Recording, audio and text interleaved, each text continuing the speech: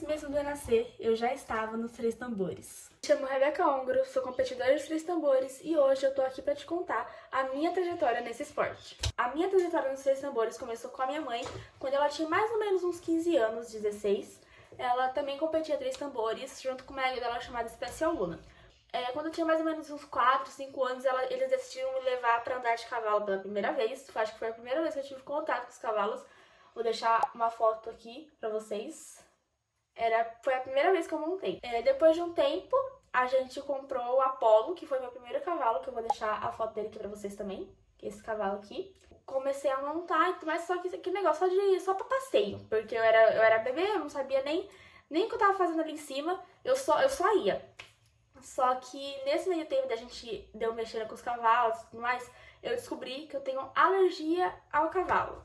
Sim, gente, o esporte que eu amo, meu animal favorito, a minha paixão, eu tenho alergia a eles. E é alergia forte, tá? Não é aquelas alergias só de um espirrinho, não. É caso de ir para o hospital. Então, toda vez que eu ia montar, em vez de eu ir embora, eu já ia direto pro hospital. Por conta disso, pra não piorar a minha saúde, porque eu tenho asma, então eu tenho asma, bronquite, tem todas essas coisas de respiração eu tenho. Só pra ajudar mais ainda, né? Então a gente decidiu parar. E aí a gente doou o Apollo pra outra pessoa. Coincidência do destino ou não, não sei. A gente mudou pra uma chácara, que é onde eu moro hoje, né? Aqui. E essa chácara fica na frente de um CT. A casa fica numa rua, óbvio.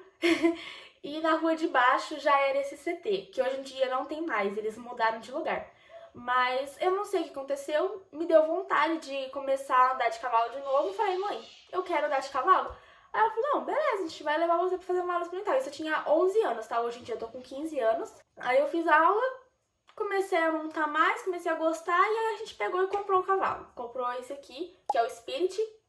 Dessa vez eu já tinha noção do que eu tava fazendo um pouquinho, né? E assim, gente, eu tinha muito medo. Ah, mas você amava o cavalo e você tinha medo? Sim, eu cagava de medo, gente. Eu tinha medo de encostar no cavalo, pra vocês terem noção.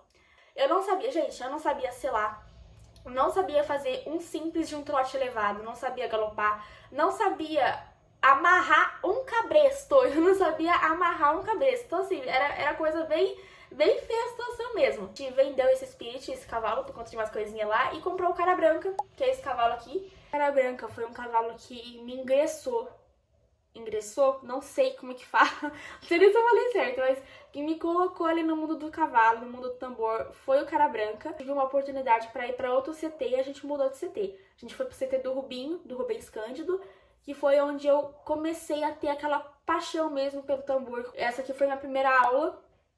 Gente, é uma coisa assim, feia de ver.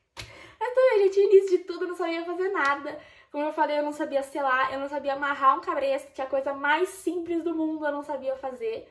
Mas graças ao Rubinho, a Giselda, que é a esposa dele, o Fabiano, que foi meu primeiro treinador ali, graças a eles, eu comecei a entender como funcionavam as coisas. Eu aprendi a selar sozinha, aprendi a amarrar o cabresto. E eu comecei, depois que eu comecei a fazer aula no Jet, que era o cavalo de aula deles, depois de um tempinho que eu peguei um pouquinho do negócio de como que funcionava, eu fui pro Cara Branca, que era meu cavalo mesmo, e eu comecei a fazer o percurso. Fazia tudo errado? Fazia, mas eu comecei a fazer, tanto que depois de um tempinho a gente foi pra minha primeira prova, acho que foi em abril de 2023. Em abril de 2023 eu fui pra minha primeira prova com o Cara Branca. E depois dessa prova, gente, o que aconteceu? Eu acabei passando o Cara Branca. Depois que eu entrei pro CT do Rubinho, a minha evolução foi extremamente rápida. Eu entrei pro CT do Rubinho em outubro de 2022. Em abril, não, acho que em março de 2023, eu já tava precisando de outro cavalo. Pra vocês verem, a evolução que eu tive foi extremamente rápida. E assim, até hoje eu fico surpresa também com a minha evolução. Porque foi uma coisa assim, no dia em que eu descobri que eu precisava trocar de cavalo para evoluir, a Tita surgiu. Porque eu acho, se eu não me engano, ela tinha acabado de chegar no CT, que ela era da Giselda. E ela tinha acabado de chegar no CT E eu falei, gente, meu Deus, é ela, eu preciso dela, essa égua vai ser minha. Sabe aquele negócio que você sente ali na hora, obcecada, gente? Eu fiquei obcecada pela Tita desde a primeira vez que eu vi ela. Ela desde sempre foi uma égua muito arisca. Ela ainda é um pouquinho, mas ela melhorou bastante. E ela não deixava qualquer um chegar perto, tanto que o Rubinho falou, olha, ela não deixa qualquer um chegar perto, você foi a única que ela deixou. A pessoa chegava na baia e ela ia lá pro fundo da baia, virava de costas e ficava lá. Ela não saía de lá até a pessoa sair. Comigo foi diferente. Tá vendo? Falando assim, parece que é invenção minha, que ai, é aqueles negócios de filme da Netflix, que o cavalo só se dá bem com uma pessoa e com outras pessoas não. Mas foi exatamente isso que aconteceu no início. Com o tempo a gente foi criando uma confiança ali, por mais que eu nunca tivesse montado nela, gente. Ela não gostava de cenoura, não gostava de biscoito, não gostava de nada. Hoje em dia a bichinha come até pedra, se deixar. Tive a primeira aula com ela. O Rubinho falou, ó, hoje você vai montar nela. E aí eu montei, vou deixar o vídeo aqui da passada. Eu treinava no cara branca, que nem eu falei pra vocês. E, gente, o cara branca, ele não era um cavalo quarto de milha, porque a gente normalmente usa essa raça pra esse esporte, né? Pra os três tambores, normalmente é quarto de milha. Ele era paint horse, então assim, ele não sabia nada. A gente só forçou ele ali e falou, ó, vai fazer tambor e pronto, acabou, entendeu? Então ele não era aquele cavalo de velocidade e tudo mais. A Tita foi a primeira égua que eu tive contato, que corria mesmo, né? Que sabia o que estava fazendo. A gente começou a conversar, olha, como que vai fazer, o que vai acontecer, mas só que não deu certo. No dia primeiro, a gente não conseguiu comprar ela. Então, aquilo lá já acabou comigo. Eu fiquei super chateada, mas a gente continuou indo em busca de outros cavalos e tudo mais. A gente foi para várias cidades, viu vários cavalos, só que aquele negócio, nenhum era a Tita. Pra mim, nenhum funcionava, nenhum que não fosse a Tita não era pra ser.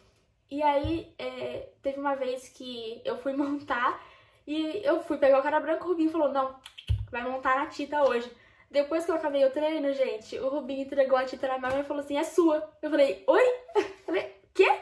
E tipo assim, ali meus pais tinham comprado ela e ela era oficialmente minha. Então foi aquela sensação, na hora que falaram, olha, ela é sua. Eu falei, eu não conseguia acreditar, comecei a chorar.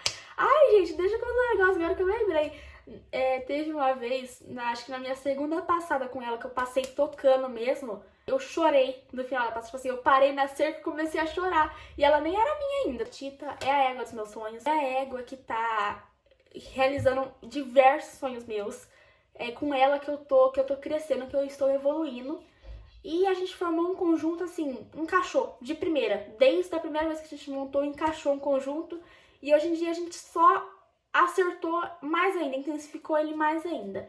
É a égua que tá me trazendo títulos, que tá me colocando no topo, graças a Deus. Gente, é a minha companheira, a minha fiel, a égua que eu sempre pedi a Deus é a Tita. Então, depois que a gente comprou a Tita, eu fui pra minha primeira prova, que em quarto lugar na minha primeira prova com a Tita, gente, já foi um avanço, entendeu? Fui pro meu primeiro rodeio, que foi Araras. Eu vou deixar uma foto aqui, gente. Essa foto maravilhosa aqui, eu tava fora da cela, sim. No meu primeiro rodeio, eu fui passar o tambor, que eu tinha muita dificuldade no primeiro tambor, e aí eu vi que ia derrubar. E aí eu segurei, só que nesse de segurar o tambor, eu não aguentei o tranco. Eu não aguentei o tranco e eu fui pra fora da cela, mas eu finalizei a passada fora da cela. Eu vou deixar a passada aqui pra vocês. E aí o Rubinho depois entrou na fotocela, deixou eu terminar a prova, e ele entrou na fotocela segurando a Tita, mas eu não caí, entendeu? Já é outro avanço ali. Finalizei a passada fora da cela. Aí eu fui pra Itu, que foi meu segundo rodeio, e depois de Itu, pro Rafaela, corri a primeira vez no Rafaela, e pra mim foi, gente, foi uma conquista, porque correr no Rafaela era um sonho pra mim. No início de 2024, gente, eu fui pro meu terceiro rodeio, que foi o rodeio de Paulínia, e eu fui campeã nesse rodeio, gente. Ó, gente, essa aqui é a minha fivela de Paulínia, do meu terceiro rodeio, e mais pra frente, eu fui campeã, da categoria jovem, do rodeio de Araras. Sim, do rodeio que eu fui pra trás da cela. Esse mesmo. Hoje em dia eu não tô mais no CT do Rubinho, eu tô no CT do Miquel Araújo, mas a nossa amizade continua a mesma, eu tenho um carinho enorme por todos daquele CT, eu converso com as meninas direto, a gente sempre tá se encontrando, então não mudou nada. Então, gente, esse foi o vídeo, espero que vocês tenham gostado. Gente, eu ainda tô com um pouquinho de vergonha da câmera, tá? Por mais que não pareça, porque eu falei mais que papagaio, né? Mas é isso, gente, vejo vocês na próxima. Beijinhos!